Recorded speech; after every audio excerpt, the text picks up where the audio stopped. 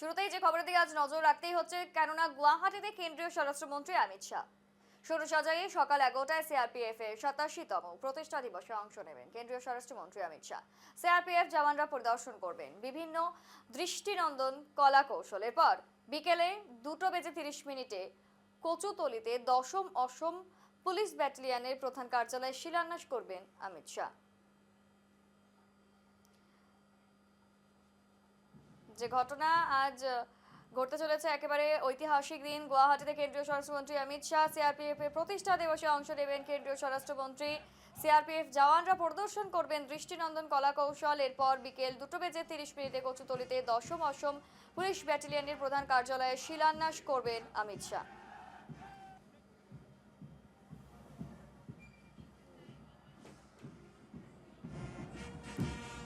সরাসরি সরুসজাইয়ের ছবি দেখানো হচ্ছে, যেখানে ইতিমধ্যে জোর কদমে প্রস্তুতি চলছে।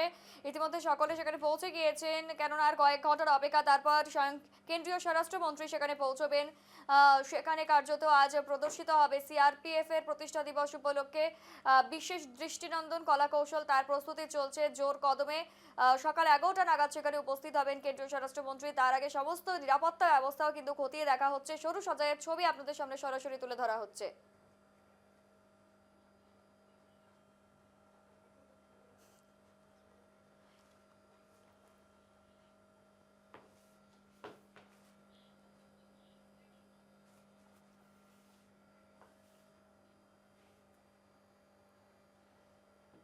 ইতিমধ্যেই সেখানে কিন্তু মিলিটারি বা ফৌজদারদের যেই পিস্তল বা বন্দুক, সেই বন্দুকগুলি কিন্তু এখানে সাজিয়ে রাখা হয়েছে। তার ডেমনস্ট্রেশন প্রদর্শন করা হচ্ছে, সুন্দরভাবে কিন্তু সাজিয়ে রাখা হয়েছে প্রত্যেকটি জায়গায়। সেই ছবি সরাসরি দেখানো হচ্ছে। এবং আজ কার্যত যেহেতু সিআরপিএফ এর প্রতিষ্ঠা দিবস, সেই উপলক্ষে কিন্তু সেখানে একটি সাজো সাজো রব সকাল থেকেই কিন্তু সেখানে পৌঁছেছেন কেন্দ্রীয় বাহিনী। তারা কিন্তু সেখানে রয়েছেন এবং একেবারে নিরাপত্তা ব্যবস্থা সেখানে আঁটোসাঁটো করা হয়েছে।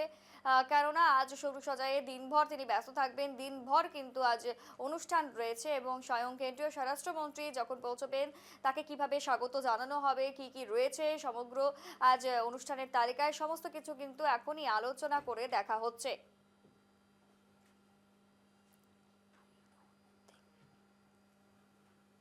বিশেষ ড্রোন সেখানে সাজিয়ে রাখা হয়েছে।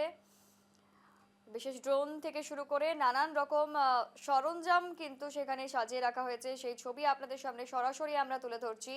সরুসজাই থেকে সরাসরি ছবি তুলে ধরা হচ্ছে। বিশেষ বিশেষ ড্রোন সেখানে পরিদর্শন করা, একেবারে প্রদর্শন করা হচ্ছে। ড্রোনের প্রদর্শনী চলছে।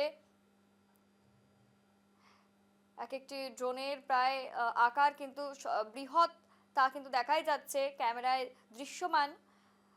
একাধিক ড্রোন রয়েছে সেখানে।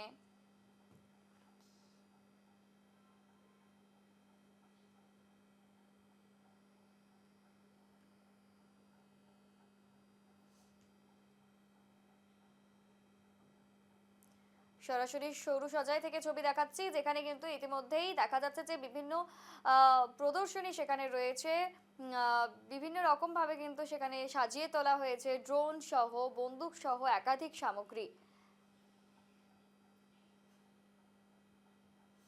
এরপর বিকেল 2:30 কচুতলিতে 10ম অসম পুলিশ ব্যাটালিয়নের প্রধান কার্যালয়েরও কিন্তু শিলান্যাস করবেন অমিত শাহ। তাদের জন্য আজ এক ঐতিহাসিক দিন হতে চলেছে, কেননা 10ম অসম পুলিশ ব্যাটালিয়নের প্রধান কার্যালয়ের আজ শিলান্যাস হতে চলেছে। যথেষ্ট তাৎপর্যপূর্ণ দিন। আজ দিনভর কার্যত একাধিক কর্মসূচি রয়েছে স্বরাষ্ট্রমন্ত্রী, কেন্দ্রীয় স্বরাষ্ট্রমন্ত্রীর। প্রথমেই 11টায় সরুসজাইয়ে তিনি উপস্থিত হবেন। সেখানে কার্যত বিভিন্ন রকমের কলা প্রদর্শনী করবেন আজ কেন্দ্রীয় বাহিনী। এবং তার পরবর্তীতে কিন্তু তিনি বিকেলে পৌঁছে যাবেন কচুতলিতে। সেখানে পুলিশ ব্যাটালিয়নের প্রধান কার্যালয়ের শিলান্যাস করবেন তিনি।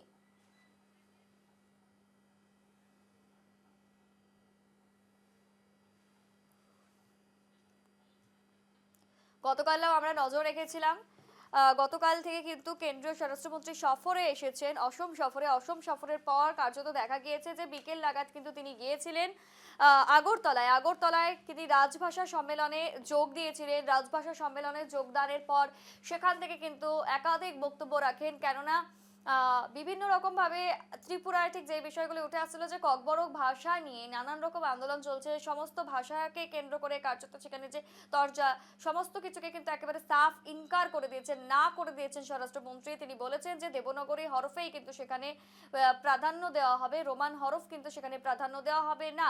এবং পরবর্তীতে আমরা সকালেও দেখেছি যে কাছাড় সীমান্তে তিনি গিয়েছিলেন, কাছাড় বাংলাদেশ সীমান্তে তিনি গিয়েছিলেন, সেখান থেকে তিনি সাফ বলেছিলেন যে সীমান্ত এলাকা ভারতের শেষ নয়, সেখান থেকেই ভারতের শুরু, এই ধরনের বক্তব্য উঠে এসেছিল গতকাল। ঠিক আজ এই যে অনুষ্ঠান, এই যে কর্মসূচি রয়েছে আজ স্বরাষ্ট্রমন্ত্রীর সরুসজাইতে, সেখান থেকে ঠিক কি কি বার্তা উঠে আসে সেই দিকে কিন্তু আমরা অবশ্যই নজর রাখবো।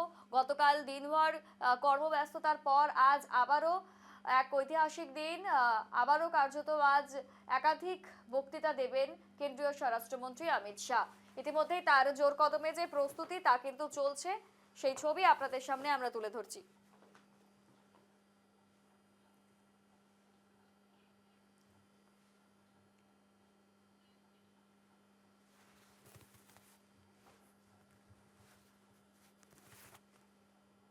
অন্যদিকে হাইলাকান্দি ও লালা শহরে দীর্ঘদিনের পানীয় জলের সমস্যার সমাধানে বড় পদক্ষেপ অসম সরকারের। অসমের মুখ্যমন্ত্রী ডক্টর হিমন্ত বিশ্ব শর্মা হাইলাকান্দি এবং লালা শহরের নগর জল সরবরাহ প্রকল্পের ভিত্তিপ্রস্তর স্থাপন করেন। শিলচর থেকে ভার্চুয়ালি এই প্রকল্পগুলির সূচনা করেন মুখ্যমন্ত্রী।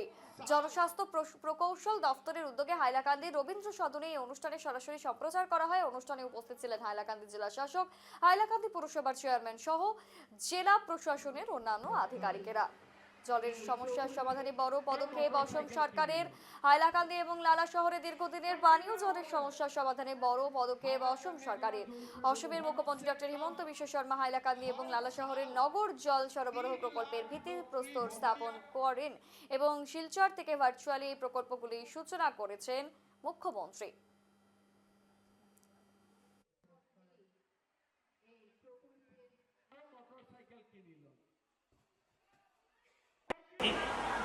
ये स्कीम जो है ये आज के लिए नहीं बनाई गई है, बल्कि 2055 सन 2055 की प्रोजेक्शन को लेते हुए बनाई गई है, जिसके अंदर 4 एलिवेटेड सर्विस रिजर्वायर्स होंगे और टोटल डिस्ट्रीब्यूशन नेटवर्क जो होगा वो 105 किलोमीटर्स का होगा।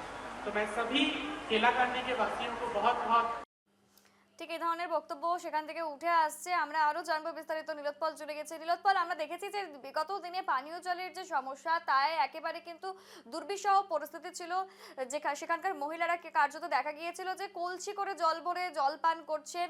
এই ধরনের পরিস্থিতির পর কার্যত মুখ্যমন্ত্রীর বড় পদক্ষেপ, মুখ্যমন্ত্রী ইতিমধ্যেই ভিত্তিপ্রস্তর স্থাপন করেছেন। ঠিক কতটা খুশির রব সেখানে বইছে এবং কি বক্তব্য উঠে আসছে স্থানীয়দের?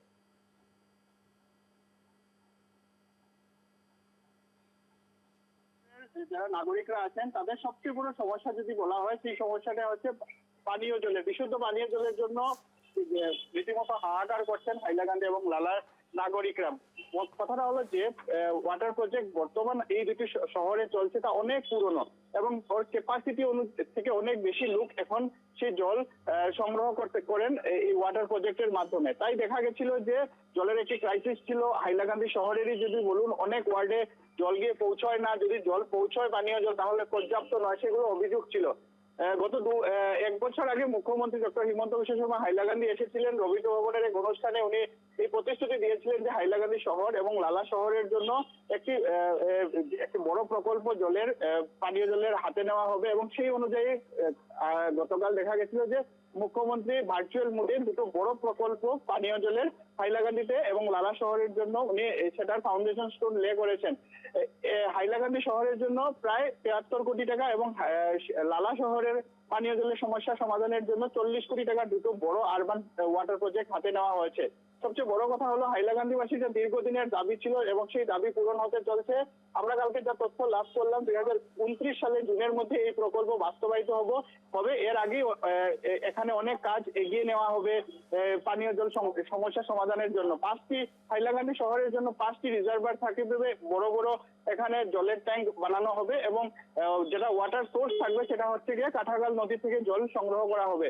সব মিলিয়ে দেখা যাচ্ছে যে বড় একটি সমস্যা হাইলাকান্দি শহরের তথা লালা শহরেরও বলতে হবে, সেটা সমাধানের দিকে এগোচ্ছে একদম। এবং গতকালকে মুখ্যমন্ত্রী শিলান্যাস করেছেন প্রজেক্টের এবং জনস্বাস্থ্য কারিগরি বিভাগ সেই পানীয় জল প্রকল্পের তারা যারা প্ল্যান্ট ইতিমধ্যে তারা হাইলাকান্দি শহরের পাশের কুচিলাতে তারা স্থাপন করেছে এবং সেখান থেকে কাজ এগিয়ে যাবে। সবচেয়ে বড় কথা হলো, খুশির খবর হলো যে হাইলাকান্দি তথা হাইলাকান্দি নাগরিকদের দীর্ঘদিনের দাবি ছিল যে পানীয় জলের সমস্যার সমাধান হোক এবং সেদিকেই এগোচ্ছে বর্তমানে রাজ্য সরকার। ঈশা, একদমই। সেই সঙ্গে আরো একটা বিষয়, যেহেতু আসন্ন বিধানসভা নির্বাচনের মুখ্যমন্ত্রীর এই পদক্ষেপ নির্বাচনের প্রাক্কালেই একেবারে ঠিক কি চোখে দেখছে অন্যান্য রাজনৈতিক দলগুলো? নিশ্চিতভাবে অন্যান্য রাজনৈতিক দলগুলোর আমরা যদি হাইলাকান্দি শহরে যদি অস্তিত্ব খুঁজাই তাহলে রীতিমতো সেরকম কোনো অস্তিত্বই নেই। এআইইউডিএফ দলের কোনো অস্তিত্ব নেই, কংগ্রেস দল আছে যদিও তাদেরকে খুঁজে পাওয়া যায় না সময় অনুযায়ী। তো হাইলাকান্দি শহর বা লালা শহরে আমরা যদি রাজনৈতিক দল খুঁজে বেড়াই, যদি আমরা বিজেপি ছাড়া অন্যান্য রাজনৈতিক দল, রীতিমতো শহর অঞ্চলে তাদের কোনো অস্তিত্বই আমরা এখন বর্তমান খুঁজে পাই না। বড় একটি পদক্ষেপ সরকারের, বড় একটি সুবিধা পেতে চলেছেন হাইলাকান্দি তথা লালা শহরের নাগরিকরা এবং ভোটের সময় এই কথাটা নিশ্চয়ই বারবার উঠে আসবে যে বিজেপি সরকার সেই পানীয় জলের সমস্যা সমাধানের জন্য এগিয়ে এসছে এবং শুধু এগিয়ে আসার নয়, গতকালকে জেলা আয়ুক্ত অভিষেক জেন কথা বলছিলেন যে 2055 সালে হাইলাকান্দিতে কত পপুলেশন হবে, সেই কথা মাথায় রেখে এই বড় প্রকল্প নেওয়া হয়েছে। বৃহৎ এক প্রকল্প, 4টি রিজার্ভার আছে, পানীয় জলের যে সমস্যা হাইলাকান্দিতে আছে তা সমাধান হওয়ার দিকে এবং সেটা ভবিষ্যতের কথা চিন্তা করে এত বড় ক্যাপাসিটির একটি পানীয় জলের প্রকল্প হাতে নেওয়া হয়েছে, যাতে 2055 সালে হাইলাকান্দি তথা লালা শহরে যে পপুলেশন হয় সেই পপুলেশনকে যাতে পানীয় জল সরবরাহ করতে পারে এই বৃহৎ প্রকল্প, সে কথা বিবেচনা করা হয়েছে। রাজনৈতিক ক্ষেত্রে বড় একটি বুস্ট পাবে বিজেপি এই প্রকল্পের মাধ্যমে এবং অন্যান্য রাজনৈতিক দলগুলোর তেমন কোনো অস্তিত্ব আমরা হাইলাকান্দি শহর এবং লালা শহরে খুঁজেই পাই না। ঈশা, একদমই। অর্থাৎ একেবারে বিরোধী শূন্য অবস্থায় কিন্তু রয়েছে হাইলাকান্দি সহ লালা শহরে। সেখানে রাজনৈতিক দল বলতে শুধুমাত্রই বিজেপি, স্থানীয় মানুষও বিজেপিকেই চাইছে। আর তার আগে এই মোক্ষম পদক্ষেপ মুখ্যমন্ত্রীর একেবারে মানবিক মুখ এবং সেখানকার যারা স্থানীয়রা তারা কিন্তু এবারে পানীয় জলের কোনো রকম সমস্যায় ভুক্তভোগী হবে না, এই ধরনেরই কার্যত বক্তব্য আমজনতাও বলছে, আমজনতাও খুশি। এবং নীলোৎপল, তোমাকে ধন্যবাদ। নীলোৎপল কিন্তু এই সমস্ত তথ্যই আমাদের কাছে তুলে ধরলো। স্থানীয় মানুষ কিন্তু যথেষ্ট খুশি, স্থানীয় বাসিন্দারা যথেষ্ট খুশি। শিলান্যাস অনুষ্ঠানে তারা স্বতঃস্ফূর্তভাবে অংশগ্রহণ করেছিলেন। এই শিলান্যাস হওয়ার পরবর্তীতে তাদের মধ্যে এখন একটাই কথা, মুখ্যমন্ত্রীকে কিন্তু আবারও তারা ফিরিয়ে আনবেন শীঘ্রই, কেননা মুখ্যমন্ত্রী নানাবিধ সুবিধা তাদের দিচ্ছে। 3 लाख नौकरी होना